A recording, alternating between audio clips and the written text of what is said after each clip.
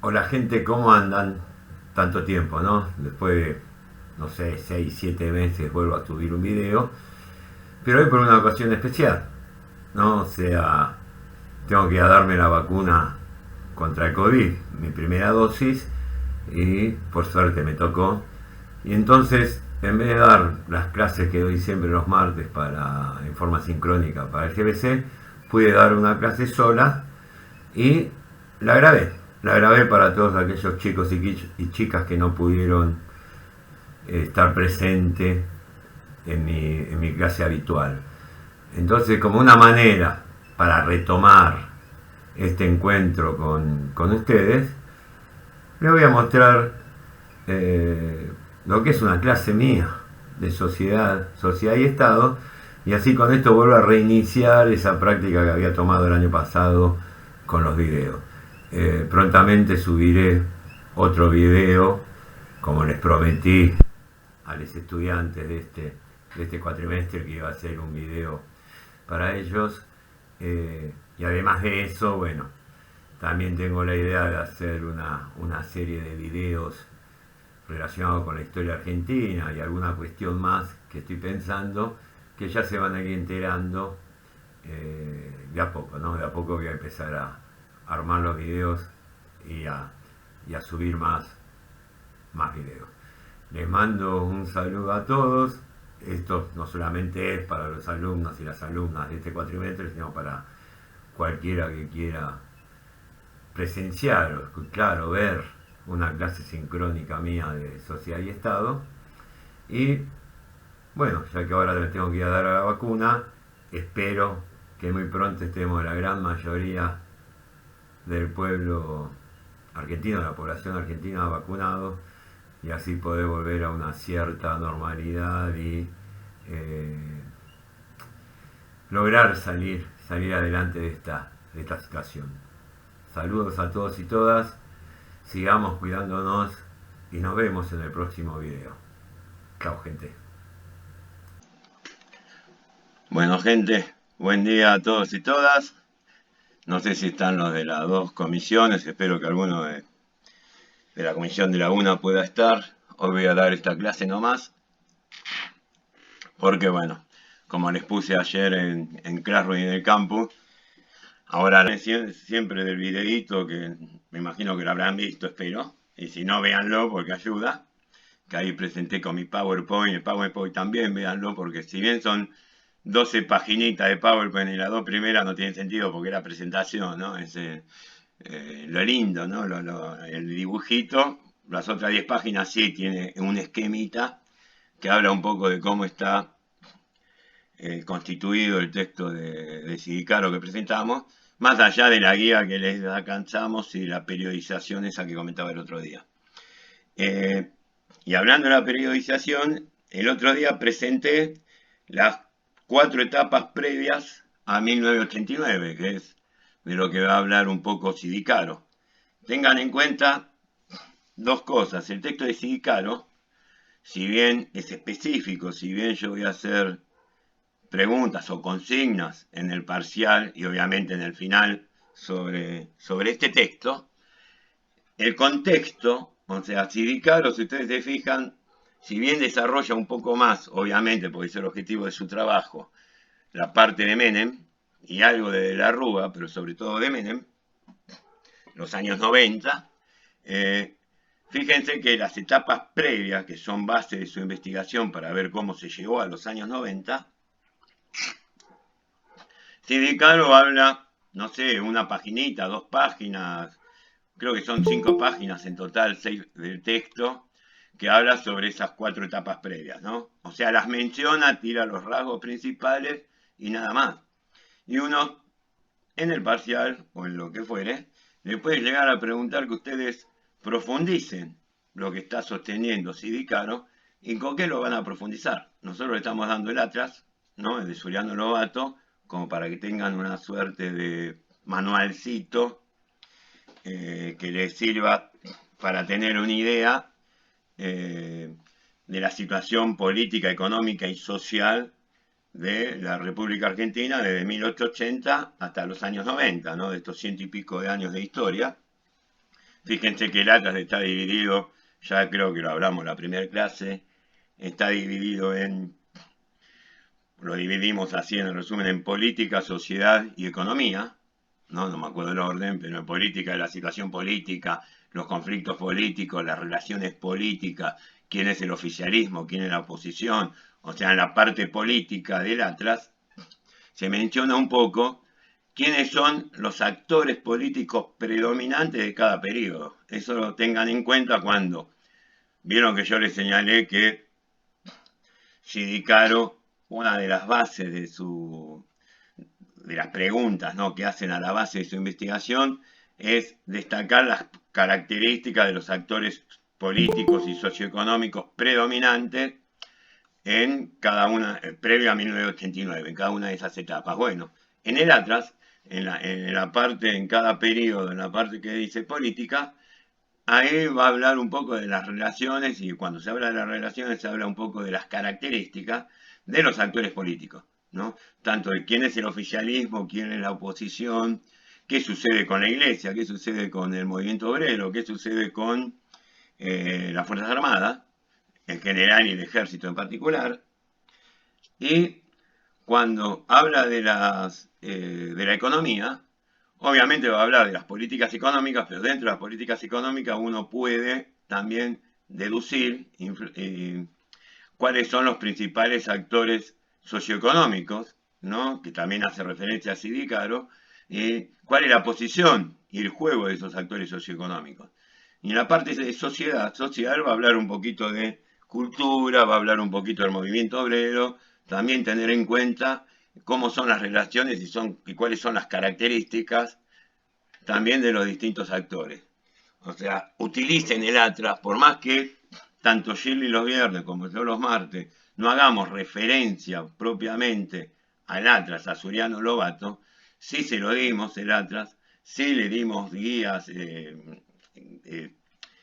una guía de lectura del Atlas, primera parte que fue para el primer parcial, segunda parte que ahora para el segundo parcial, en donde traten de leer el Atlas, porque el Atlas es un complemento, les va a servir tanto para lo que están viendo con Shirley en cuanto a, con Gerchunov, ¿no? Gerchunov-Liach, en cuanto a la política económica del peronismo y en cuanto a la política económica del desarrollismo y la comparación entre esos dos tipos de industrialización, ¿no?, la distribucionista de Perón y la concentradora, podríamos decir,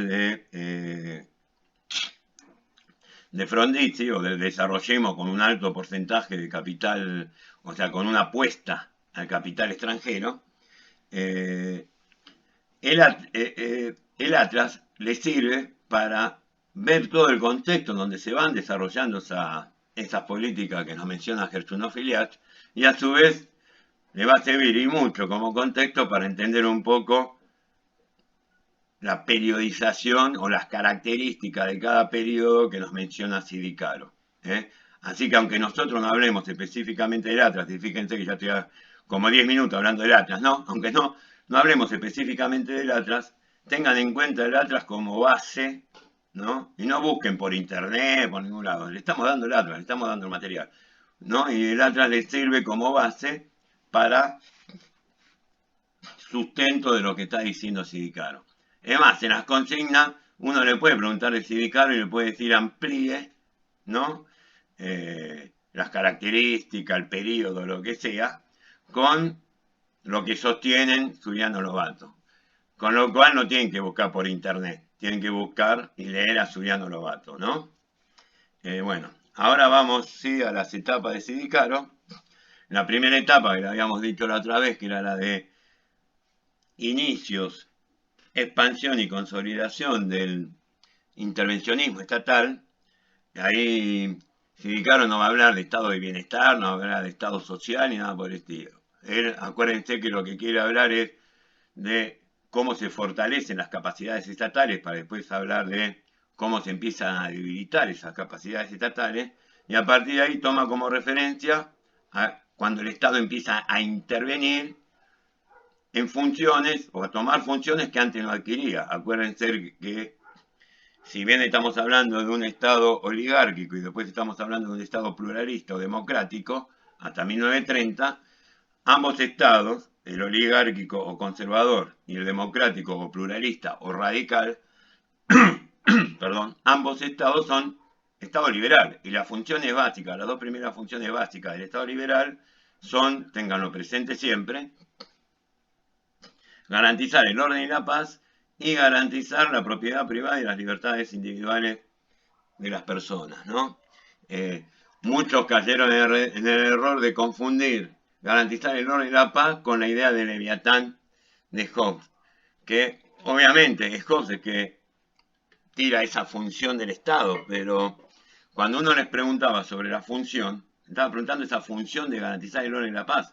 Es como garantizar la propiedad privada y las libertades individuales. Fíjense que el Estado democrático garantiza las libertades individuales. Más allá de que cuando uno plantea a Rousseau y habla que planteaba que el origen de la propiedad privada era el origen de las desigualdades, etcétera, etcétera, el tipo lo que propone es garantizar las libertades individuales, pero también garantizar la igualdad, ¿no? O sea, con lo cual el Estado democrático no va en contra de esos principios o de esas funciones de lo que planteaba Locke. Como Locke no va en contra de las funciones que planteaba Hobbes. Locke lo que va en contra es del ente superior, podríamos decir, ¿no? Del tipo de Estado, pero no de la función que planteaba Hobbes. Por eso Locke plantea otro tipo de función que para eso tiene que estar el Estado, no solamente para garantizar el orden y la paz, sino también para garantizar lo otro. Y esas son las dos principales funciones del Estado. Estas funciones se van a ir ampliando a partir de lo que es la crisis del Estado, la crisis de 1929, y con lo que nosotros vimos con Hobsbawm, cuando Hobsbawm dice que el comunismo salva en tiempos de paz y de guerra al capitalismo, ¿no? Al liberalismo. Y precisamente en tiempos de paz es porque no es que, como me pusieron algunos, le roba, ¿no? Al comunismo, le toma prestado, sino que lo que hace es ver, mientras está en crisis el capitalismo, el comunismo, o sea, la Unión Soviética empieza a crecer y empieza a avanzar, a desarrollarse, y es un contramodelo, ¿no? Y es el peligro de que ese contramodelo se imponga en un orden que ya se estaba estableciendo como capitalista, liberal. Entonces, como resguardo, lo que hace ese orden es decir, bueno, está dando resultados ahí, estamos en una época de crisis, dejemos por un momento esos principios básicos del liberalismo económico, no del liberalismo político, sino del liberalismo económico, y en vez de dejar al libre juego de la oferta y la demanda, y al libre juego del mercado, todo eso, intervengamos un poquito en el mercado. Y después, además de intervenir en el mercado, intervengamos también en otras cuestiones para poder garantizar que la población consuma, porque va a ser la base, el consumo va a ser la base del crecimiento nuevamente de las economías, del crecimiento y del desarrollo de la sociedad. Por eso las políticas centrales de Keynes van a terminar siendo política de pleno empleo y política de salarios altos, ¿no? ¿Por qué? Porque hay que aumentar la demanda agregada, hay que aumentar el consumo, y a su vez, para eso, para aumentar el consumo y aumentar la demanda agregada y que el sueldo tenga mayor valor adquisitivo, tenga mayor capacidad de consumo, el Estado empezará a brindarle cosas a la población para que esas cuestiones, en vez de la población gastar en esas cuestiones, la gaste en el consumo, ¿no? Con lo cual se propone no solamente el aumento de la demanda agregada, sino también el aumento del gasto público social. Son medidas que se van a tomar que van a hacer que el Estado empiece a intervenir en otras cuestiones que no intervenía y que, bueno, a partir de eso después vamos a hablar de estado de bienestar en Europa, acá podemos hablar de estado social, estado tutelar, como llaman algunos, estado de bienestar autóctono, ¿no? Como lo llaman otros, etcétera, etcétera. Estado protector, ¿no? Todas esas denominaciones que se le dan. Bueno, si Ricardo empieza a hablar precisamente, va a tomar como referencia la idea de Estado interventor, más allá de que si es social, tutelar, protector, etc.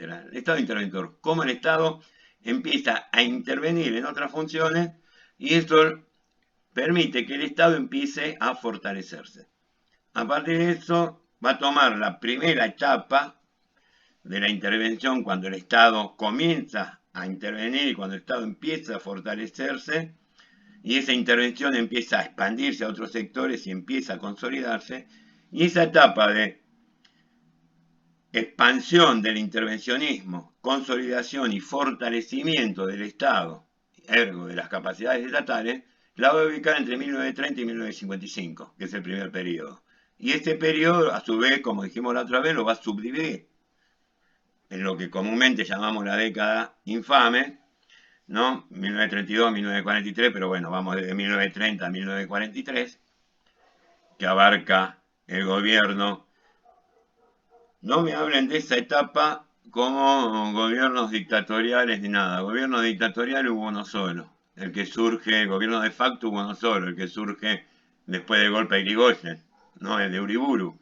Ese gobierno de Uriburu va a terminar fracasando, el proyecto de un Estado corporativo uriburista va a terminar fracasando y después a partir del 32 tenemos gobierno constitucional. No es dictadura, no es gobierno de facto, a partir de 1932 son gobiernos constitucionales, de 1932 a 1943. Que haya un partido político no proscripto, sino un partido político que resuelva no participar de las elecciones, porque en la primera tanda de elecciones, en la del 31 le anulan las elecciones de la provincia de Buenos Aires, en la del 32 no le permiten participar o están proscriptos más de 100 dirigentes radicales y eso hace que la Unión Cívica Radical decida no participar de las elecciones, decida abstenerse y a su vez durante toda esa etapa, a partir después que el radicalismo levanta la abstención y decide participar a partir de 1935, 1936, comienza una etapa muy fuerte de fraude, aunque ya existía antes, y lo que Manuel Fresco va a decir, el gobernador de la provincia de Buenos Aires, como fraude patriótico, es un gobierno constitucional, el de 1932 a 1943. El gobierno de Agustín Pedro Justo, por más que Justo haya sido un militar, era ingeniero también, Justo, que fue ministro de guerra de Alvear, Justo, que perteneció a la Unión Cívica Radical, después a la Unión Cívica Radical antipersonalista, y después se abre, ¿no? Porque plantea la profesionalización del ejército. Justo no es presidente por un golpe de Estado, Justo es presidente por elecciones fraudulentas, como quieran decirle, pero elecciones como marca la Constitución. Y es un presidente constitucional. Lo mismo que su sucesor Ortiz, y cuando Ortiz empieza a pedir licencia y después renuncia por la diabetes y por la ceguera y muere, lo sucede Castillo, son presidentes constitucionales. ¿No? Es como Perón, cuando cae Castillo cae por un golpe de Estado, hay un gobierno dictatorial entre 1943 hasta junio del 46, es un gobierno dictatorial, pero Perón, cuando asume como presidente, si bien era militar y formó parte del gobierno militar del 43 al 46, en la Secretaría de Trabajo primero hacia noviembre del 43 y después como secretario de Trabajo y Previsión Social, ministro de Guerra y vicepresidente de la Nación, Perón a partir de 1946 hasta 1955 es elegido constitucionalmente, ¿no? Es presidente constitucional también Perón. O sea, si uno habla de la dictadura de Perón, la tiranía de Perón, todo eso no tiene nada que ver con la característica o el tipo de régimen político. Son críticas que le pueden hacer los antiperonistas o los opositores a Perón a la manera de gobernar que tenía Perón. Pero no podemos decir que, por ejemplo, Perón fue una dictadura porque no lo fue. Fue un gobierno constitucional, ¿no? Después podemos discutir cómo gobernó Perón, ¿no? Si fue democrático, si no fue democrático en su manera de actuar, si fue muy autoritario, si fue menos autoritario, etc. Estos son estilos de gobierno, son formas de gobierno características de un líder. Un líder político de peso, un verdadero César plebiscitario, líder carismático, como diría Max Weber. Obviamente que al ser un líder carismático va a tener amores y odios. El líder carismático va a ser amado y como es amado, por otro lado, va a ser odiado. Precisamente porque esa era una característica del líder carismático. Y el líder carismático, precisamente, o sea, tiene ciertos rasgos en su manera de conducir, ciertos rasgos autoritarios. ¿Por qué? Porque precisamente el carisma, la personalidad y esa relación que existe, como diría Silvio Rodríguez, entre la masa y la cantera, ¿no? Entre el líder y el pueblo, lleva a que la voz del líder, la decisión del líder, ¿no? El dedo sabio del líder sea respetado y sea acatado. Y a partir de esa sabiduría, entre comillas, del líder, a partir del amor, de la relación que se establece entre líder y pueblo, ¿no? entre líder y la población y la multitud, y sí, uno puede caer en medidas autoritarias. Es muy complejo el tema del poder, pero no, por favor, no pensemos y cuando escribamos y digamos, no digamos que Perón fue una dictadura, porque fue un presidente electo constitucionalmente, como establecen las reglas de nuestra Constitución. Lo mismo pasa con Agustín Pedro Justo y lo mismo pasa con Ortiz y Castillo, más allá del tipo de gobierno que sea, ¿no? Son gobiernos constitucionales, entonces cuando me hablen de la década del 30, de la década infame, no me hablen que fueron gobiernos dictatoriales ni nada por el estilo. El único gobierno, la única dictadura que hubo fue la de Uriburu, que duró 1 año y moneda, ¿no? Que fue a partir del golpe de 1930, el primer golpe de Estado que se derrocó a Irigoyen. Bueno, esta primera etapa que decíamos de Sidicaro va a abarcar entre 1930 y 1955 y la va a subdividir en 2 etapas. La etapa de la década del 30, de 1930 a 1943, que va a ser la etapa de los inicios del intervencionismo estatal y que Sidicaro va a marcar como una característica central de este subperiodo, que sería el Estado empieza a intervenir en la economía. Fíjense que Sidicaro va a hablar de la economía nada más. El Estado empieza a intervenir en la economía para salvaguardar los intereses de una clase social determinada. O sea, ¿de qué clase social? Él está hablando de los grandes propietarios rurales. Podemos hablar de la oligarquía terrateniente pampeana, sí, pero también de otro tipo de oligarquía, otro tipo de terratenientes. Por eso él no habla de oligarquía terrateniente pampeana, sino que habla de grandes propietarios rurales. La base de lo que era la clase dominante argentina en esta época y la base de lo que fue el modelo agroexportador. Recuerden que el modelo agroexportador no solamente se centró en el litoral pampeano, no solamente tuvo como base a la oligarquía terrateniente pampeana, sino que hubo otras oligarquías, las llamadas oligarquías provinciales o regionales, otras oligarquías que lograron insertarse con éxito, no solamente económicamente, sino políticamente, en lo que era la maquinaria del PAN, en lo que era la República Conservadora. Y acuérdense que cuando hablamos de regiones que se insertaron exitosamente, estamos hablando de Tucumán, de Mendoza, Mendoza acompañada de San Juan, Tucumán con Salta, estamos hablando de la industria del azúcar, estamos hablando de la industria del vino, ¿no? Y esas industrias, esa economía, constituyeron oligarquías fuertes, ¿no? Que van a formar parte de la oligarquía nacional. Por eso estamos hablando de grandes propietarios rurales, como sostiene Sidicaro, ¿no? Entonces, ¿qué es lo que sostiene Sidicaro? Que ese primer intervencionismo del Estado, los inicios del intervencionismo del Estado, esa primera etapa o subetapa entre el 30 y el 43, es para salvaguardar los intereses de esos sectores. Estos intereses, ¿por qué? O sea, que la crisis, ¿quién la pague? La crisis que la paguen los sectores medios, la crisis que la paguen los sectores trabajadores.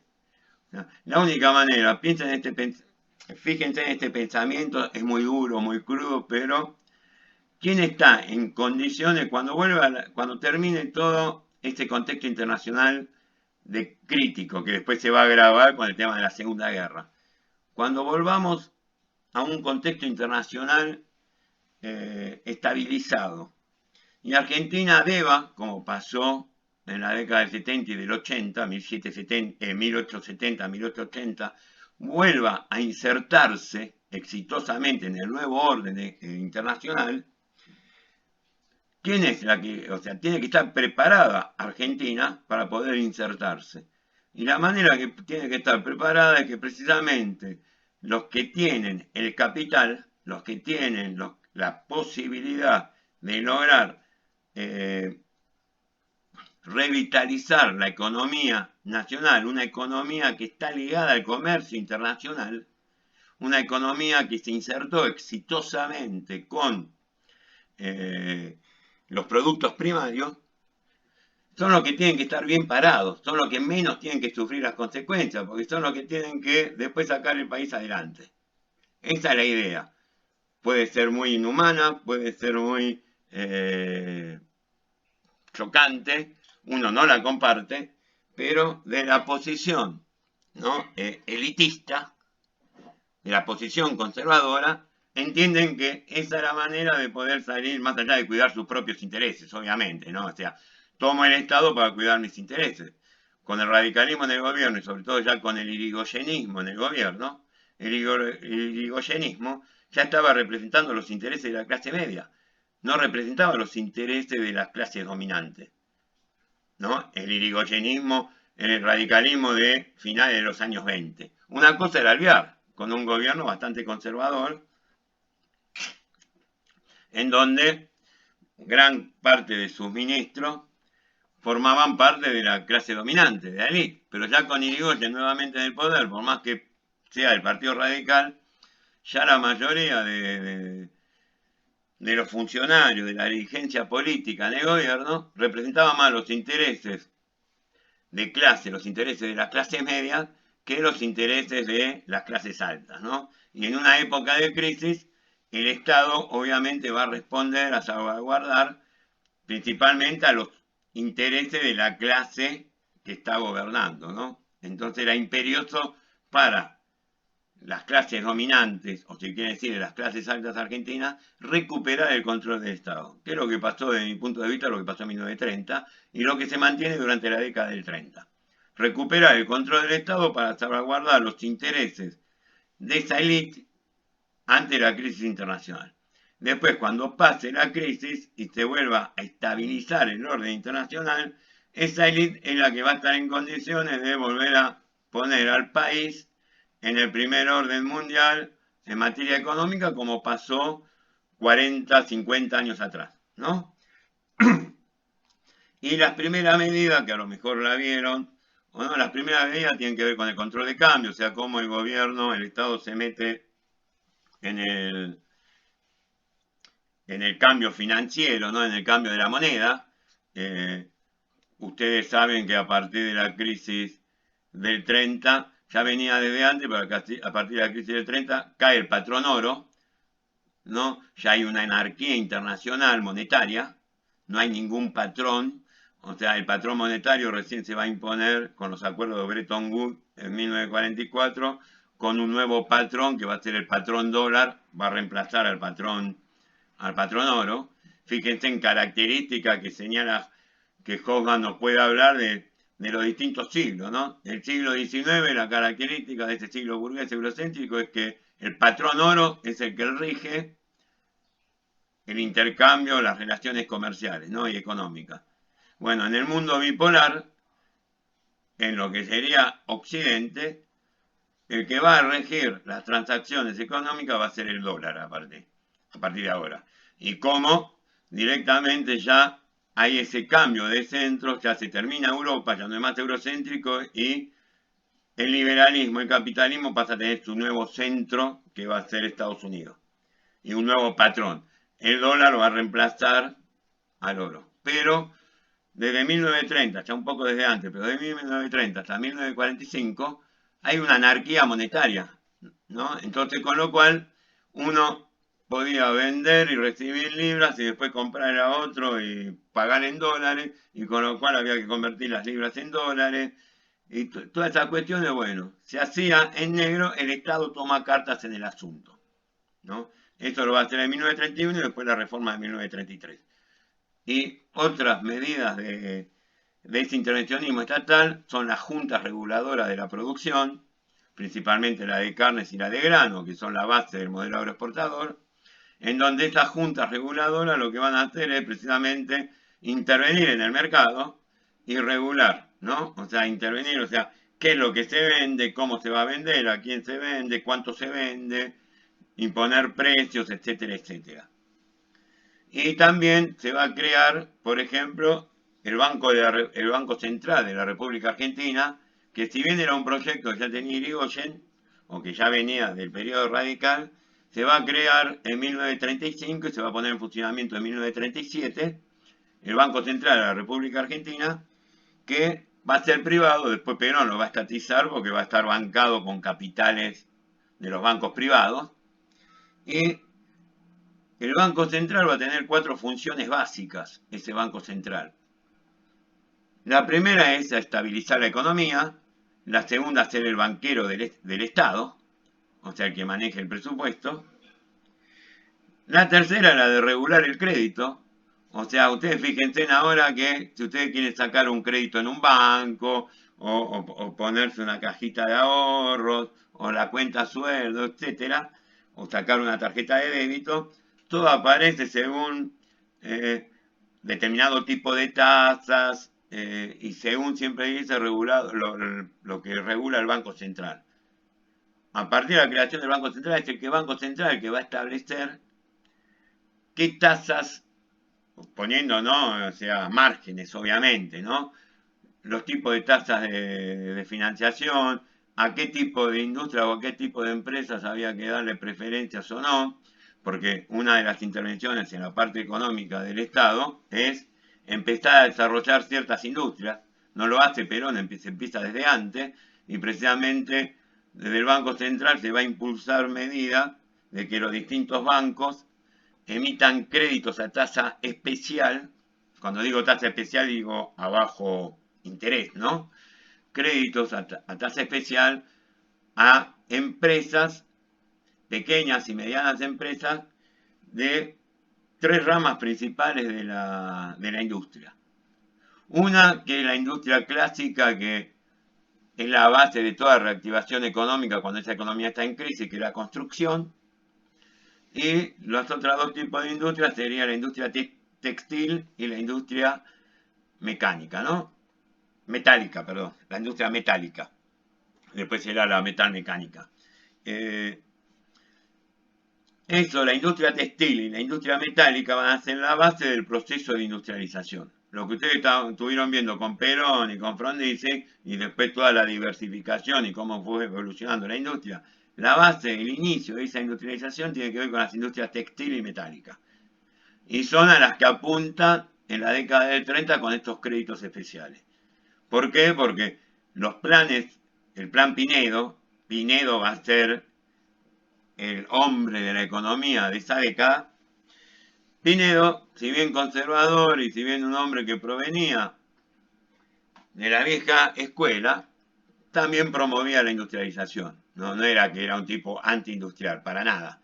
Y si bien en el 1933, junto con Duhó, quien fue el presidente de la sociedad rural, plantean estas medidas intervencionistas del Estado coyunturales, en 1940, ya en plena Segunda Guerra Mundial,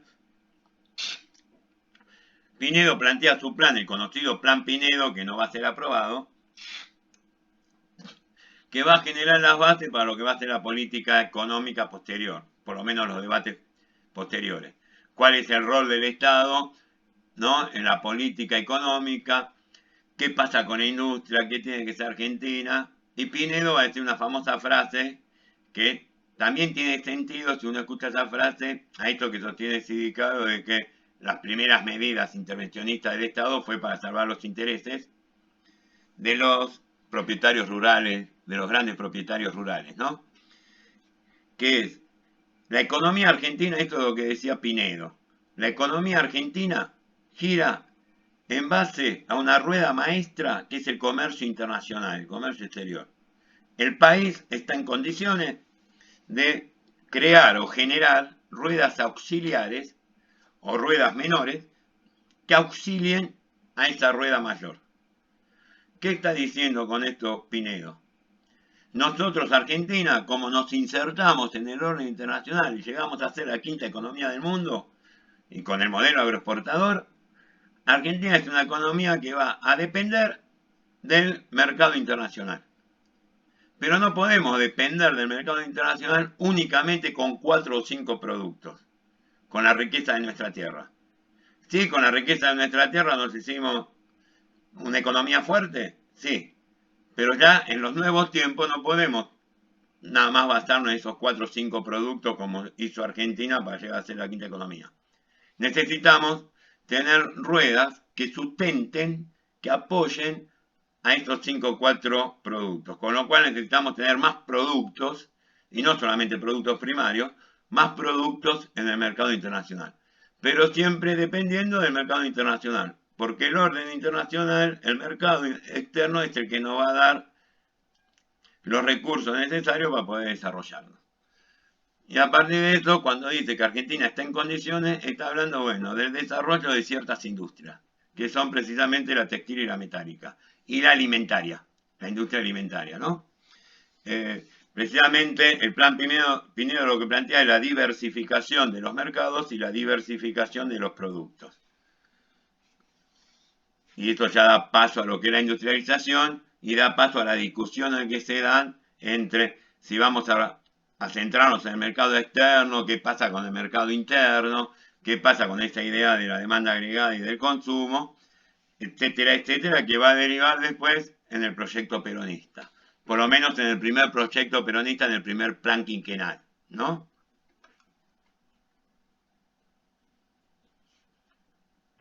Justo lo dijiste, profe. ¿Cómo? No, que justo lo que pregunté lo acabas de decir. Claro, sí, bueno, estaba con esto. Entonces ahí ya viene la segunda etapa la segunda etapa de este periodo que nos menciona Sidicaro, que es el peronismo, ¿no? El peronismo que ahí sí, si viene del 46 al 55, se toma el gobierno militar, el gobierno del 43 al 46 como inicio de lo que sería el peronismo. El propio Perón, cuando establece el 4 de junio del 46 como fecha para su asunción, él está diciendo y él dice, mi gobierno va a ser continuidad del proyecto de la revolución del 43, de la revolución del 4 de junio. Revolución que no tiene ningún proyecto, el proyecto se lo va a dar el propio Perón.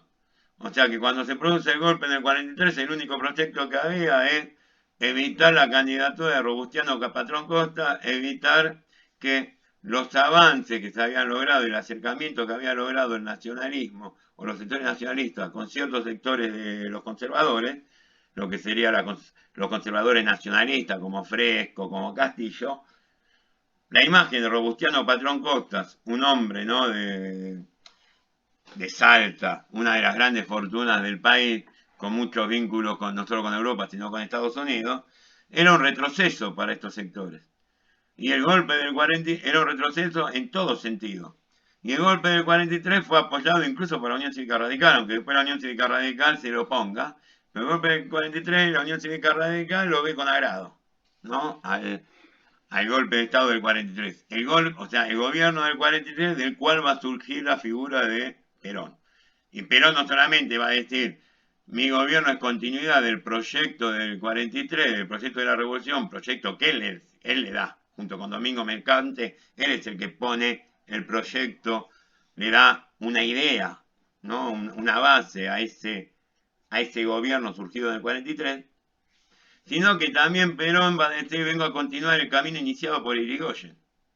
Yo siempre digo, aquel que es peronista puede ser antirradical totalmente y criticar el radicalismo, totalmente de acuerdo, pero nunca puede criticar a Irigoyen, porque si se dice peronista y ataca a Irigoyen, el propio Perón dice voy a continuar el camino de Irigoyen. O sea, Irigoyen-Perón hay una continuidad.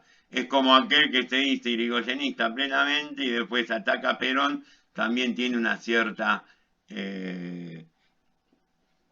contradicción, ¿no? ¿Se lo puede atacar a Perón por ciertas actitudes? Sí, pero nunca atacar a Perón por la política general que hace Perón, porque el propio Perón dice vengo a continuar el camino de Irigoyen. Y el propio Irigoyen empieza a abrir lazos, empieza a tender ciertas políticas, ciertas relaciones, que después la va a continuar Perón.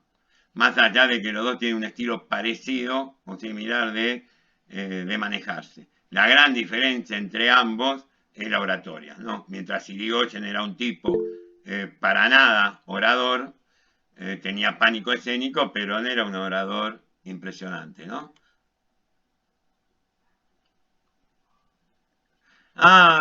Perdón, Oriana, no dije cuarta función. Me quedé con la tercera función, la de regular el crédito, porque me quedé con la industria y de ahí salté al plan quinquenal de Perón y ahí salté a esas cuestiones. Cierto, Oriana, no es que te quedaste con la duda, no lo dije, perdón. No lo dije yo, me hiciste acordar, gracias. ¿Ves? A veces es bueno que ustedes me interrumpan y que ustedes... Es lo que pasa con los videos. Yo a veces cuando le mando el video hay errores que cometo que después no lo modifico porque dije, ya está, grabé media hora, 40 minutos, no lo voy a hacer de nuevo, no me va a salir igual, me gustó como salió, chao. Y cometo errores en el video. Bueno, acá especialmente los errores los cometo, pero ustedes los subsanan. Si están atentos y me preguntan, los subsanan, ¿no? Bueno, la cuarta función del Banco Central sería la ser el único emisor de moneda de uso legal o de circulación legal. Fíjense en que la moneda de circulación legal tiene que tener la firma del Banco Central, ¿no? Del presidente del Banco Central. Estas van a ser las 4 funciones del Banco Central. Ahora sí, Oriana, está bien, esta sería la cuarta función, ser el único emisor de moneda de uso legal, ¿no? De circulación legal. Esta es la cuarta función. Me quedé con el tema de la industrialización y se me pasó eso. Bueno, la segunda etapa de este primer periodo que habla Sidicaro hace referencia a la expansión y consolidación del intervencionismo estatal, y esa consolidación y expansión también va a diferir. Ya no se va a tratar de proteger los intereses de una clase determinada, sino que se va a ampliar. Va a ser proteger los intereses de la nación, ¿no? Así en su conjunto. Ahí también va a haber crítica, obviamente. Van a decir, o sea, los antiperonistas van a decir, no, de la nación no. Pero el Estado ya no va a proteger los intereses de un sector delimitado, sino que ya el Estado va a ampliar sus funciones y va a intervenir, como dice Sidicaro, en casi todos los órdenes de la vida. Un Estado interventor propiamente dicho, no solamente en la economía, ¿no? Y acá sí se van a aplicar políticas por ejemplo, un especialista de la política social como Lo Vuelo va a hablar de un estado de bienestar híbrido en el caso argentino, ¿no? Un estado en donde vamos a tener de característica corporativista con algunas características universales, pero bueno. Vamos a aplicar o se va a aplicar la política de pleno empleo, pero con salarios altos. Eso es lo que hablábamos antes de la demanda agregada, pero a su vez una política de un alto gasto público social. Se va a invertir mucho en ¿qué? En asegurar y garantizarle a la población ciertos servicios, ciertas cuestiones. Si ya antes habíamos hablado con la Constitución del 53 y con la consolidación del Estado, la garantía de los derechos civiles, después con la asunción del radicalismo, la garantía de los derechos o la adquisición de los derechos políticos para los varones, ahora, en esta nueva etapa, se va a lograr la adquisición de los derechos sociales y económicos, lo que después van a estar establecidos en el artículo 14 bis, y los derechos políticos para la mujer. Todavía no plenamente, no van a pasar recién final del siglo pasado, en este siglo, la mujer, considero yo, está teniendo ya esos derechos políticos plenamente igualitarios al varón, ¿no? Pero sí es un avance importante donde la mujer va a votar, ¿no? Va a alcanzar esos derechos políticos, que fíjense, estamos hablando mediados del siglo XX, y Argentina, no recuerdo bien, pero creo que es el país número 18 a nivel mundial en donde la mujer puede acceder al voto.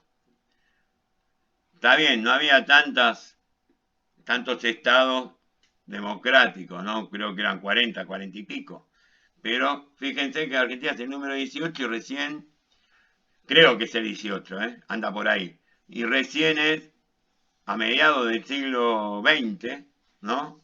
Cuando 1947, después 1949 con la reforma de la Constitución y a presidente para 1951, ¿no? Que la reelección de Perón. Fíjense que a mitad del siglo XX, hace 70 años atrás, la mujer podía votar por primera vez. No hace mucho, ¿no? Ya Mirta Legrand había votado como 10 veces, no más o menos, o sea, es un decir. No, para darse una idea de que, o sea, no estamos hablando de la prehistoria, sino que estamos hablando de hace poco, no hace tanto tiempo atrás. Bueno, en esta primera etapa, segunda etapa de este primer periodo, por lo tanto, el gobierno va a intervenir en casi todos los órdenes, dije, no solamente va a profundizar la intervención económica, sino que esa profundización de la intervención económica va a ser teniendo el Estado un rol principal. Yo les había hablado de las juntas reguladoras de la producción y les había hablado del Banco Central. Bueno, las juntas reguladoras tenían directorios constituidos por representantes del sector empresarial y representantes del Estado. El Estado estaba en minoría, pero los representantes del Estado a su vez eran testaferros de las empresas, ¿no? El Banco Central era privado, con inversiones, con capitales privados, en donde en el directorio había 2 representantes del gobierno, pero los representantes del Estado también eran hombres de la banca privada. Con lo cual, fíjense, el Estado creó instituciones para intervenir la economía o intervenir el mercado, pero las instituciones estaban en poder del Estado, no, estaban en poder de las manos privadas. ¿Y esas manos privadas quiénes eran? Figurativamente, como las representa Sidecaro, los grandes propietarios rurales. O sea, eran la clase dominante argentina la que controlaba estas instituciones creadas por el Estado. Con Perón, ya esas instituciones pasan a poder del Estado. Por eso se habla de la estatización, algunos dicen nacionalización, pero es estatización del Banco Central. Por eso el Estado empieza a tomar los servicios para sí, la estatización o nacionalización de los servicios públicos. Y todo lo que había sucedido, por ejemplo, una de las cosas me olvidé de la década del 30 fue el pacto Roca-Runciman, ¿no? En donde se hace esa relación especial con Gran Bretaña. Y a partir de eso, después, bueno, cómo con Perón se estatizan los ferrocarriles.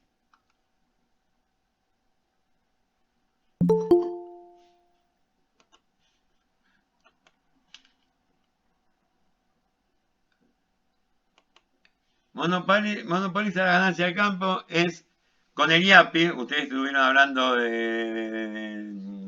con Shirley del IAPI. El IAPI, el Instituto Argentino para la Promoción del Intercambio, lo que hace es agarrar ciertas funciones que ya había sido impuesta por Castillo.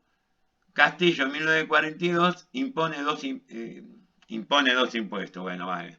O sea, establece 2 impuestos en la política impositiva. Ya primero el Estado, en la década del 30, lo que hace es centralizar la recaudación impositiva, quitándole la autonomía a las provincias en ese aspecto, lo que va a haber un choque entre la oligarquía nacional, o el gobierno nacional y las oligarquías provinciales. Y después va a establecer un par de impuestos, que es, un impuesto es a la ganancia excesiva. ¿Vieron ahora cómo se habla de ese impuesto extraordinario a la riqueza? ¿No? En esta situación extraordinaria. Bueno, un impuesto a las ganancias excesivas y a su vez un impuesto móvil a las exportaciones. Esto hace con Castillo, ¿no?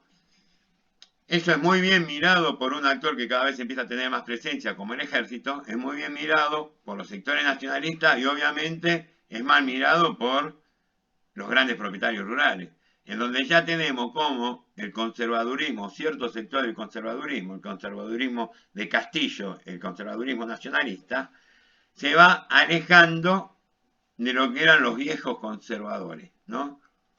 Y se va acercando a unas nuevas posturas más nacionalistas y más en detrimento, en donde se empieza a ver una cierta separación entre el poder político y los actores políticos con los actores socioeconómicos.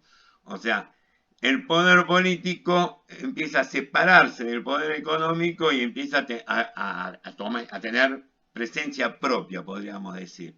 Y para tener presencia propia, el poder político, los actores políticos, necesitan tener algo, agarrarse de algo que fortalezca ese poder y que lo ponga en igualdad de condiciones con los actores socioeconómicos. Y van a tomar al Estado para eso.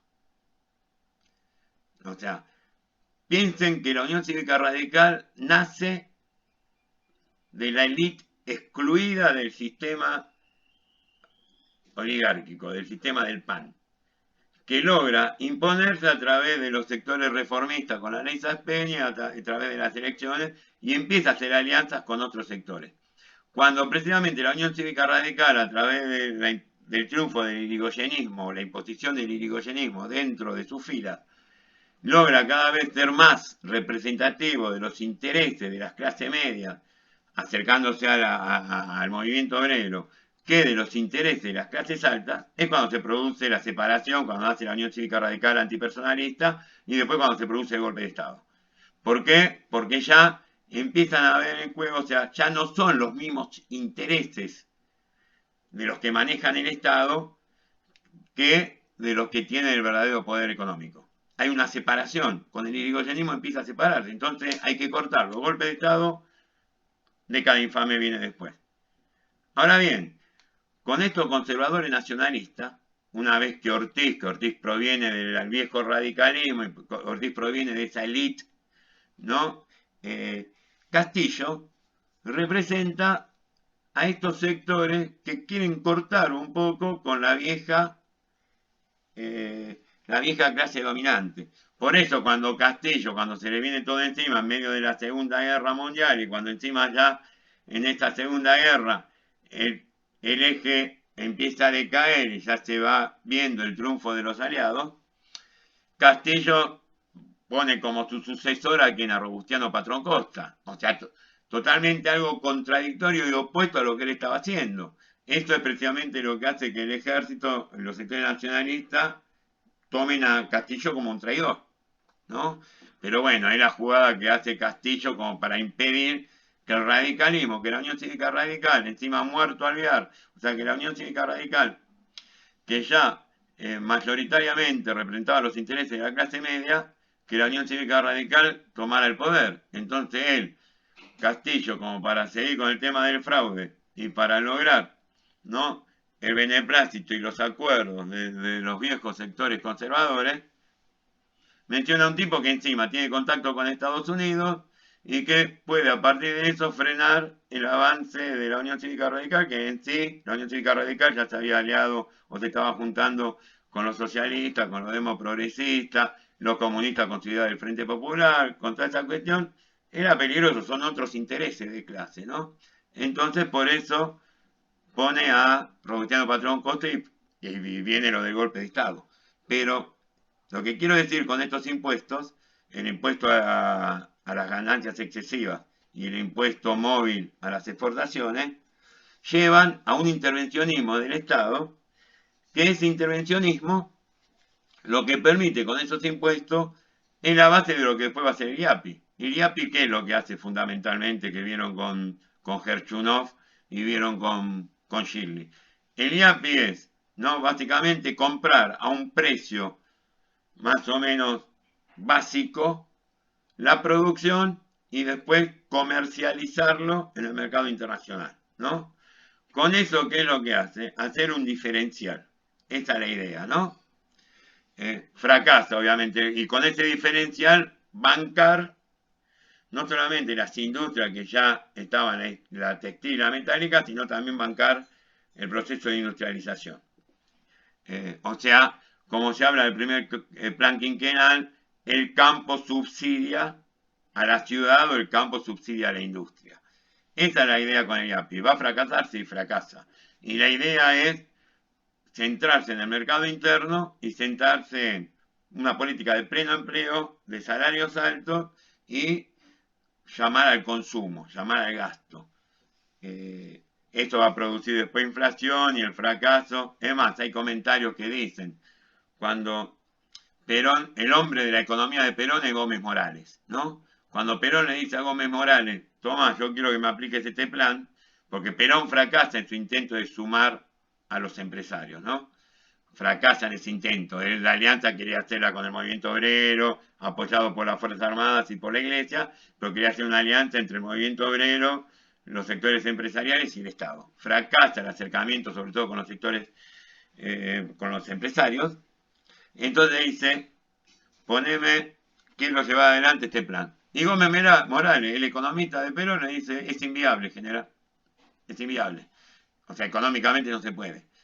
Entonces el tipo fue buscando otros economistas, y lo dice el propio Miranda. Vieron que Miranda fue el presidente del Banco Central y el presidente del IAPI. Cereijo va a ser ministro de Economía, el hincha de Racing, el que crea el estadio de Racing. Y cómo se llama, y el amigo Miranda, Miguel Miranda, va a decir después, tiempo después, cómo fue que él fue el encargado de la política de Perón al comienzo. Y dice, y porque fui el único que le dijo que sí. Miranda era empresario, claro, porque todos dijeron es inviable. El primer plan quinquenal es ideado por un español, Figuerola, Luis Figuerola. Bueno, lo propone Perón, y los mismos economistas le dicen que no. Es más, ¿quién sucede? ¿Quién se pone al frente? ¿Quién se pone en el hombro de la economía peronista una vez que fracasa el plan quinquenal y que hay que estabilizar la economía, hay que frenar las revueltas sociales y vienen los planes antiinflacionarios, el plan de emergencia y después va a venir el segundo plan quinquenal? ¿Quién es el que se pone a partir del 49 la economía al hombro? ¿Quién es? En la baña, ¿no? Del 49. La diferencia es que después la baña se va y este tipo continúa, ¿no? Continúa hasta el final del mandato de Perón. Gómez Morales, que era el economista de Perón, el que le dijo, Perón fue el primero que le dijo, poneme en práctica esto, y Gómez Morales dijo, es inviable. Bueno, va a recurrir a él porque era su economista, y Gómez Morales es el que logra estabilizar la economía y logra después llevar a cabo la segunda pata del proyecto peronista, que era el segundo plan quinquenal. El famoso informe Previch, que se va a dar en los años 50, después, durante la Libertadora, después del derrocamiento de Perón, no va a explicar la realidad económica del país de 1955. La realidad económica que está explicando Previch era de 1950.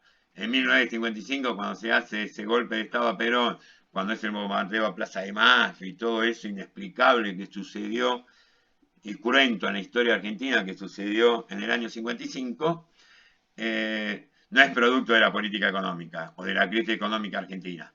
Esto es mentira. La economía ya estaba estabilizada y estaba volviendo a crecer, ¿no? Sí, si hablamos de 1950, si hablamos de 1951, sí, el informe Previch puede reflejar un poco lo que pasaba en el 50 y en el 51. Lo que pasa es que en el 50-51 estaba viva Evita, estaba fuerte Perón todavía, no era lo mismo que en el 55, y estaba la oposición totalmente disgregada, ¿no?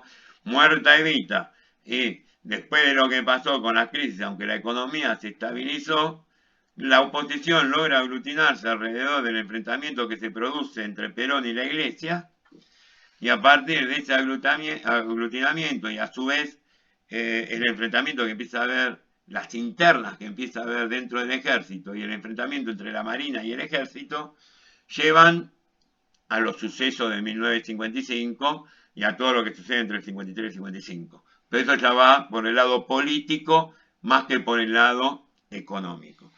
Y bueno, y precisamente eso, hablando del lado político, vamos al segundo periodo que menciona Sivicaro. No voy a profundizar más de Perón porque lo están viendo como lo vieron con Shirley.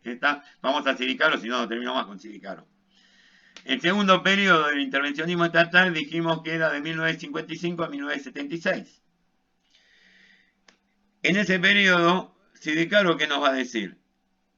Que va a haber una profundización del intervencionismo estatal, o sea que se va a expandir el Estado en sus funciones, Pero a diferencia de lo que pasó anteriormente, esta expansión del intervencionismo no va a significar un fortalecimiento de las capacidades del Estado, sino va a provocar todo lo contrario.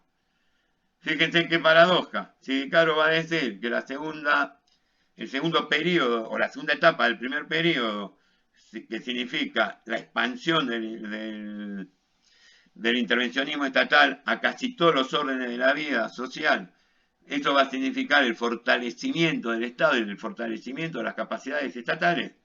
Después de la caída de Perón va a haber más expansionismo del intervencionismo, pero esto va a ir en detrimento de las capacidades estatales, la va a debilitar.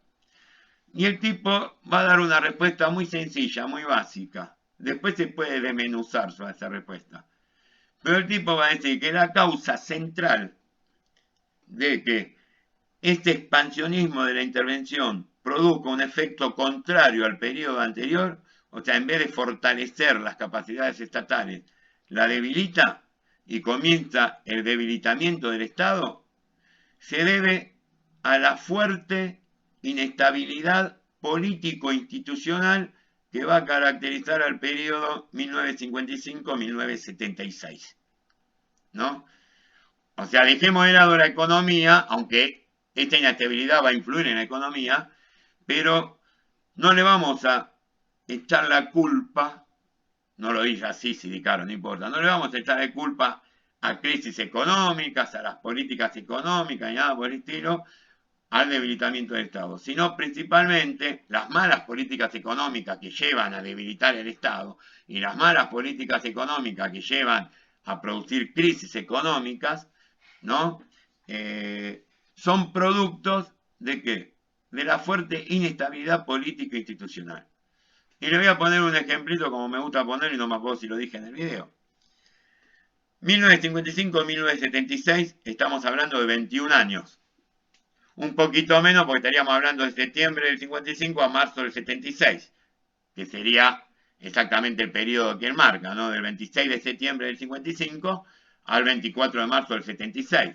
O sea que serían 20 años y medio.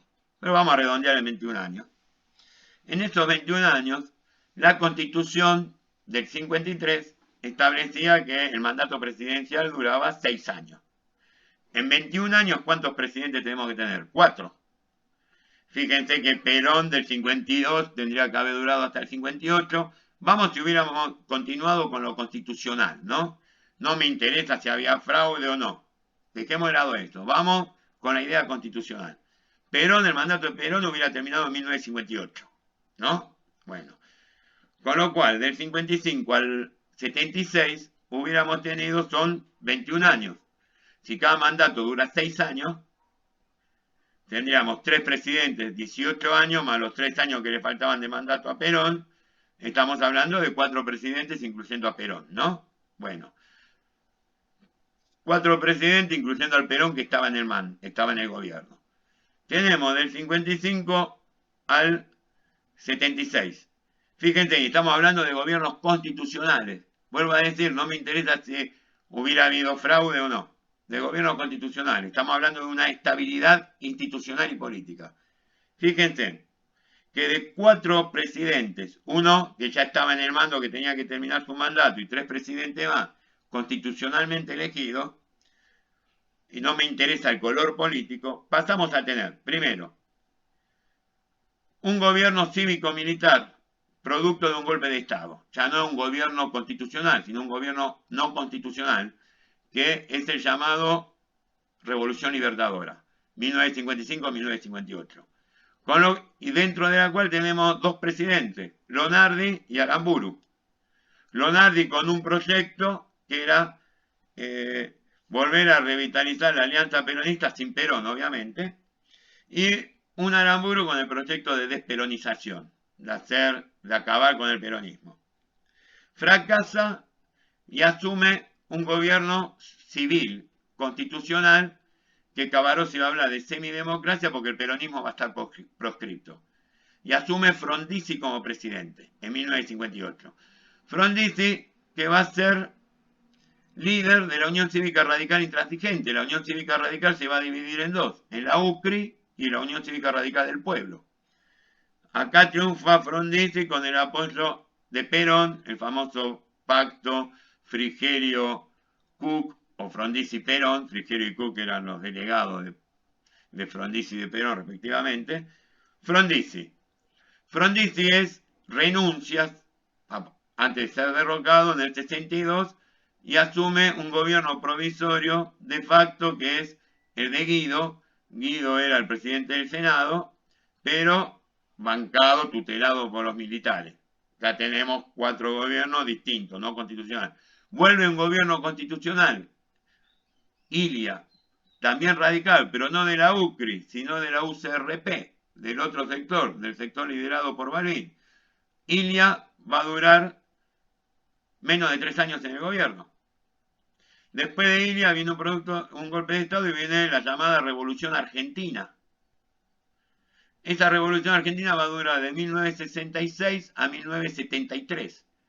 Pero va a tener 3 presidentes distintos. Onganía, Levington, momentáneamente, y después Lanusse. Lanusse con el Gran Acuerdo Nacional y con toda la violencia política que había en Argentina y en la región, va a terminar convocando elecciones. Va a triunfar el peronismo, pero estaba prohibido Perón porque se había puesto en las nuevas normas que tenía que tener el candidato como mínimo 2 años de residencia en el país, y Perón no, estaba en España. Por lo tanto, Perón no es que fue proscrito, pero Perón no podía participar. Entonces, el famoso eslogan, Cámpora al gobierno, Perón al poder. Entonces, presidente Cámpora, con Solano Lima, ¿no? O sea, la derecha y el enfrentamiento entre la derecha y la izquierda peronista. Vuelve Perón en la famosa masacre de Seiza. Yo estuve en Ezeiza con mis 9 años, me llevó mi viejo, ¿no? Pero esa es otra historia, después la contaré. 9, tenemos a Cámpora. Cámpora se ve obligado a renunciar. Asume Lastiri, presidente de la Cámara de Diputados. Se convoca a elecciones y gana Perón, la fórmula Perón-Perón, Perón-Isabelita, ¿no? Asume Juan Domingo, Perón como presidente. Pero Perón al año siguiente, en el 74, muere. Y asume Isabelita. En el medio, durante la presidencia de Isabelita pide licencia por enfermedad, entre comillas, y la sucede momentáneamente Luder, el que va a ser el que se va a enfrentar a Alfonsín en el 83.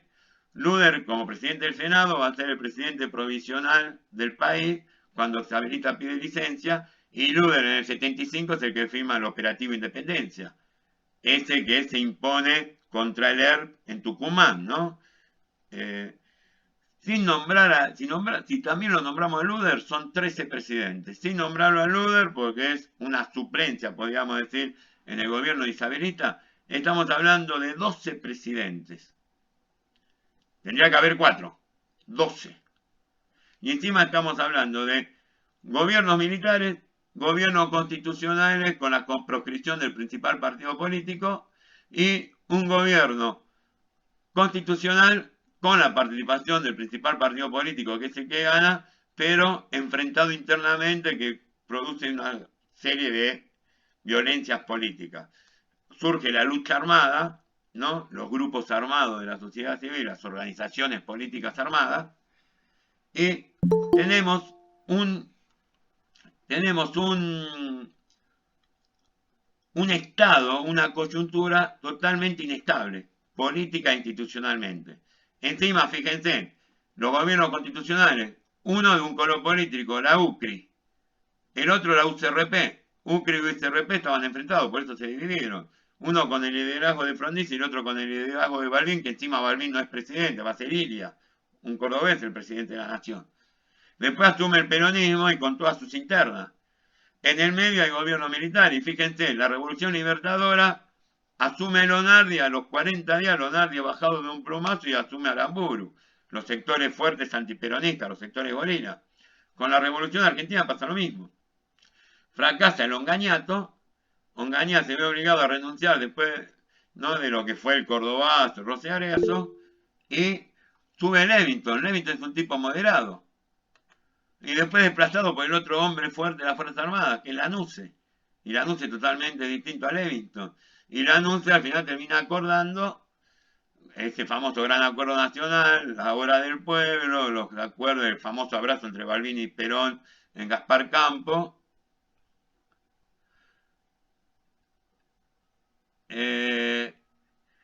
Lo de Belarrúa, algo similar a qué me estás diciendo, Fernanda. No, que hubo un cambio de presidentes así uno tras del otro. Tuvo Chacho Álvarez. En esto.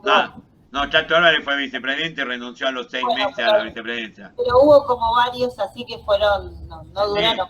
5 presidentes en 10 días. Por eso. Se va de la Rúa el 20 de diciembre, después asume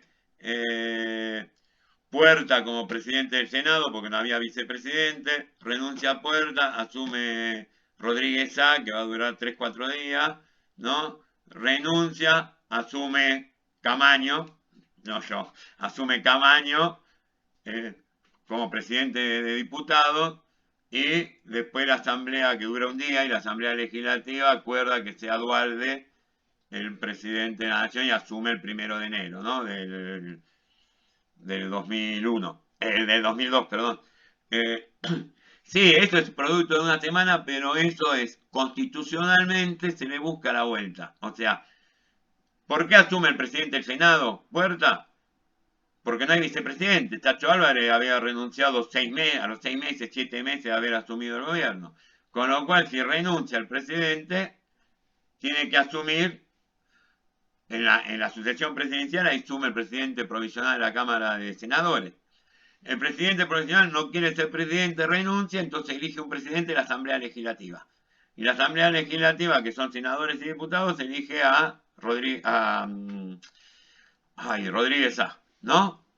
Bueno, este tipo también por presiones, por lo que sea, que dura 3-4, renuncia, y bueno, seguimos la sucesión presidencial, ahora asume el presidente de la Cámara de Diputados, que tampoco dura, y llama a la Asamblea Legislativa, que resuelve, y ahí sí hay un acuerdo político, en donde, bueno, ¿quién fue el que perdió con De la Rúa en las elecciones? Duhalde, ¿no? La alianza le ganó al peronismo, la alianza se impone con el triunfo de la Rúa sobre Duhalde, pero bueno, el candidato que había tenido el 30 y pico % de los votos fue Duhalde, entonces lo ponemos a Duhalde, que Duhalde va a tener cierto respaldo popular, y listo. Duhalde iba a terminar el mandato, fíjate que Duhalde iba a terminar el mandato de la Rúa. Si lo entrega antes, lo entrega en mayo, y convoca elecciones antes, que gana... ¿Se acuerdan que gana Menem y Menem no se presenta al balotaje y por eso Kirchner es presidente? Si Kirchner asume el 25 de mayo es por lo que pasó con Costecchi y Santillán, ¿no? Con lo que pasó en Avellaneda. Duhalde, eso lo mata a Duhalde. Si no, Duhalde iba a entregar el mandato el 10 de diciembre, no iba a adelantar las elecciones y iba a terminar con el mandato constitucional. Pero lo que pasó en el 2001 se pudo resolver constitucionalmente. Hubo una crisis política, sí. Hubo una crisis económica, sí. Hubo una crisis del régimen, sí. Pero no hubo una estabilidad institucional. Las instituciones lograron conservar o mantener la estabilidad. En cambio, con los casos que yo doy en ese periodo 1955-1976, no hubo estabilidad institucional. O sea, no lo podemos comparar en ese aspecto, ¿no? Porque acá estamos hablando de sucesión presidencial, el único periodo que podemos decir que, si bien fue de facto y apoyado por los militares, hay la duda, porque Frondizi termina renunciando, se adelanta el juego, después de los 22 planteamientos militares se adelanta y renuncia. Entonces, como renuncia, termina en vez de los militares hacer el golpe, termina asumiendo Guido, que era el presidente de la Cámara de Senadores, y un año y pico, y después convoca elecciones, ¿no? Entonces, no es un régimen militar, algunos hablan de golpe de Estado, otros no. Lo que sí es cierto que Frondizi después va a ser encarcelado, pero Frondizi, por eso también se habla de golpe militar. Pero Frondizi lo que hace es renunciar, ¿no? Antes de que lo derroquen. Y por eso asume Guido, si no a lo mejor hubiera asumido un militar o no. Y ahí los militares, en vez de gobernar, tutelan, vamos a decir así, tutelan al gobierno de Guido, y como en la facción militar están los sectores que pueden ser los azules, los sectores legalistas, en lo que dicen que los militares no deben gobernar, sino los militares deben tutelar al gobierno, o sea, deben velar que el gobierno no sea parte de lo que es las reglas constitucionales, y si el gobierno sea parte, entonces ahí sí deben intervenir los militares, derrocar al gobierno y establecer, pero los militares no tienen que gobernar. Ese era el sector legalista de las Fuerzas Armadas. Y este era el que se estaba imponiendo dentro de la interna militar. Después se va a imponer los no legalistas, lo que después serían llamados colorados, y después, como es, son los que se van a imponer con Onganía, que Onganía era legalista, era azul, después se pasa al otro bando, cuando se enfrenta con Ilia, y empieza lo que es la Revolución Argentina a partir y el primer intento de Estado burocrático autoritario que se va a dar no solamente en Argentina, sino en América Latina.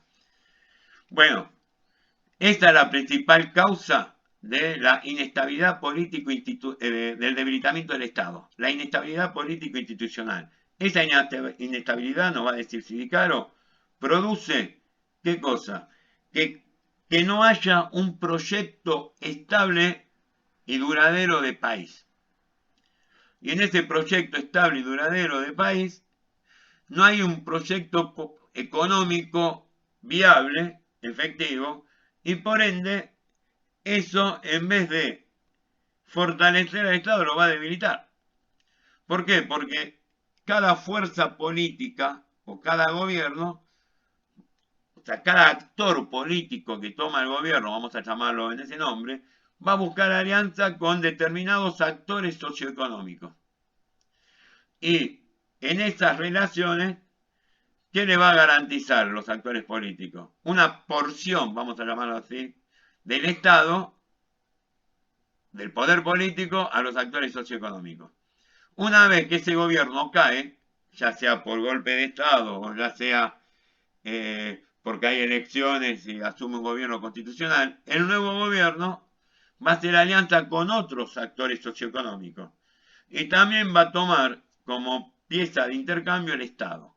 Con lo cual, Sidicaro va a decir que se empiezan a crear nuevas instituciones, nuevos entes estatales, para beneficiar a los actores socioeconómicos con los cuales cada gobierno va a hacer su alianza, y después el gobierno siguiente va a hacer alianza con nuevos actores socioeconómicos, va a crear nuevos entes estatales, pero no va a dar de baja las instituciones estatales anteriores. Con lo cual vamos a tener un Estado cada vez más grande, cada vez que interviene en más lados, pero que no termina interviniendo en ningún lugar y no termina siendo efectivo. O sea, todas esas dependencias que se van creando, para decirlo de una manera, en vez de ir fortaleciéndolo, lo van a debilitar, debilitando al Estado. Producto de esto es por esas alianzas temporales que se dan entre ciertos actores políticos y ciertos actores socioeconómicos, van a ser inestables y van a ir debilitando cada vez más el Estado.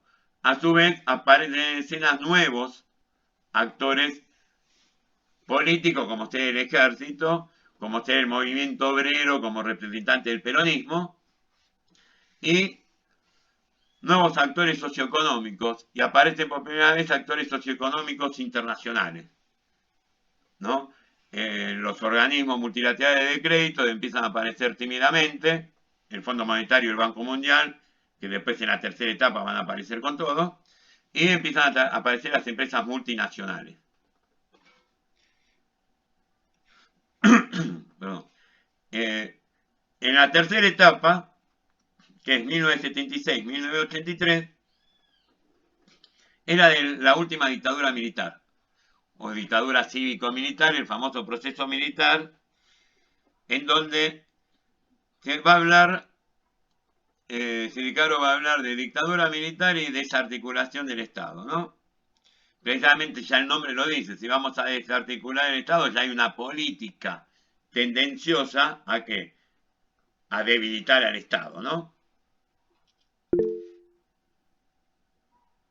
La dictadura militar, Oriana, está en el PowerPoint, está en la periodización y está en el texto de Sidicaro.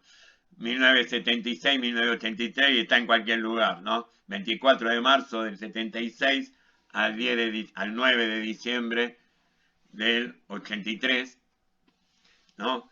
Qué lindo cumpleaños pasé yo, ¿no? No solamente el 2018 me dio una gran alegría River, sino que en el 83, aunque yo estaba bajo bandera, estaba haciendo la colimba, el día de mi cumpleaños, igual me habían dado licencia, o sea, yo el día de mi cumpleaños salí y después con mi mejor amigo fui a desayunar, y el 10 de diciembre estaba firme ahí en la Plaza de Mayo, mirando hacia el Cabildo, viendo a Alfonsín, a un presidente electo democráticamente después de lo que había pasado con la dictadura. Pero también fue el 10 de diciembre, yo siempre cargaba y decía, Alfonsín no quiso asumir el 9 de diciembre porque era mi cumpleaños, pero bueno, asumió el 10. Recién se había declarado el Día Internacional de los Derechos Humanos y ante el triunfo que fue de Alfonsín, sin colegio electoral ni nada, directamente se estableció el 10 de diciembre como el día de la asunción de Alfonsín, aprovechando, ¿no?, el Día Internacional de los Derechos Humanos y en clara alusión a lo que fue la dictadura militar. Pero bueno, volviendo a la tercera etapa, la de la dictadura militar, ahí me interesan que ustedes tengan en cuenta dos conceptos que dice Sidicaro: el concepto de no Estado y el concepto de desarticulación estatal. El concepto de no Estado hace referencia a que cuáles son las funciones básicas del Estado liberal, del Estado moderno. Lo habíamos dicho antes, ¿no? Garantizar el orden y la paz, ¿y qué más? Garantizar las libertades individuales y la propiedad privada. Ahora bien, el terrorismo de Estado, la política del terror, la política del miedo, con los desaparecidos, los secuestros, las detenciones, la censura, ¿no? La gente que se tuvo que, los exiliados, etcétera, etcétera. ¿Está garantizando la propiedad privada? ¿Está garantizando las libertades individuales de las personas? No. O sea, no está cumpliendo con las funciones básicas del Estado moderno. Por eso Sidicaro habla de un no Estado. Porque el Estado moderno lo que tiene que hacer es garantizar la paz, el orden y garantizar la propiedad privada y las libertades individuales de las personas. Sobre todo garantizar las libertades individuales de las personas y la libertad colectiva. Eso no lo garantiza. Además, no solamente no lo garantiza el Estado, sino ¿qué es lo que hace el Estado? Lo ataca. El Estado ataca las libertades de las personas y el Estado ataca la libertad colectiva. Con lo cual, estamos hablando de la contradicción del Estado. En vez de un Estado, estamos hablando de un no Estado. Por eso Sidicaro dice no Estado a lo que es la política del terror, a lo que es el terrorismo de Estado. Después habla de desarticulación estatal. Si yo le pregunto a qué hace referencia Sidicaro con no Estado, piensen en el terrorismo de Estado, piensen en esas funciones de las libertades individuales. Olvídense de lo que es la desarticulación estatal. Eso es otra cosa. Obviamente que van tomadas de la mano, ¿no? El no Estado con la desarticulación estatal.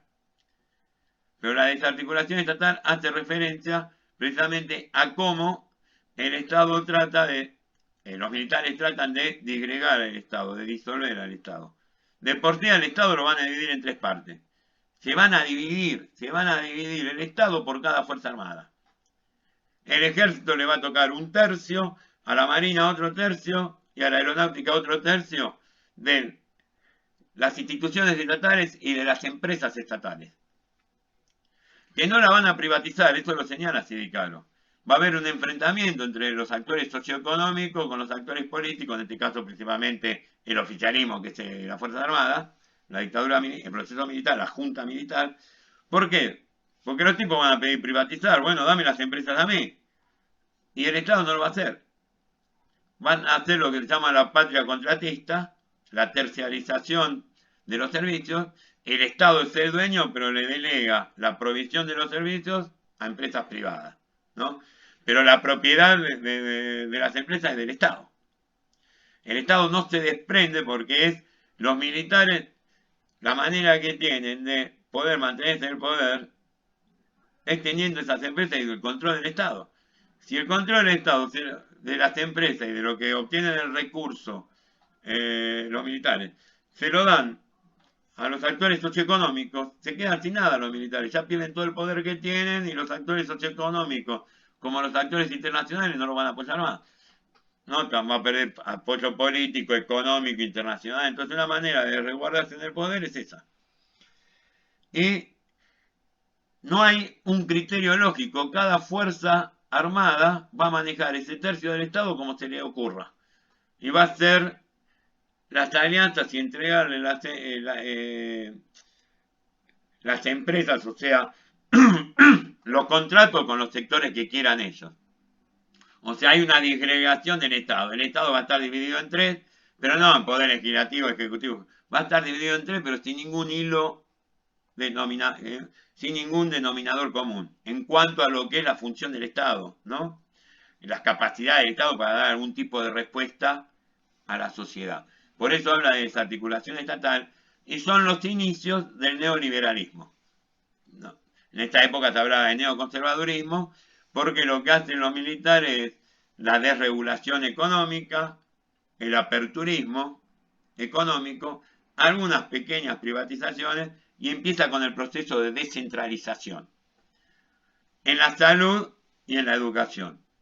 ¿No? En la educación empieza con las escuelas primarias, se la da a los municipios, el Estado Nacional se desprende de la educación primaria, no se hace más cargo de la educación primaria, y la salud primaria, la famosa salita, la asistencia primaria de la salud, también va a correr por cuenta de los municipios, ya el Estado Nacional no se va a hacer cargo de eso.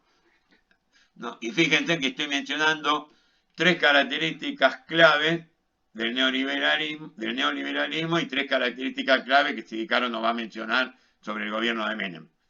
Desregulación de la economía, del mercado, aperturismo económico, o sea, un ataque a la producción nacional y descentralización, ¿no? O sea, el Estado se empieza a desprender de funciones que había adoptado a partir de los años 30 y sobre todo a partir de los años 40, ¿no? Como es la salud y la educación. Y en la cuestión esta de el aperturismo económico, ¿qué significa? Abro la economía, no hago más proteccionismo económico, no le pongo ningún tipo de arancel a los productos que vienen del exterior, y bueno, los productos del exterior van a venir aquí y van a avasallar con la industria local. Al empresario local le conviene más comprar los productos del interior que le estaría más barato y venderlos acá, comercializarlos, que mantener las fábricas abiertas.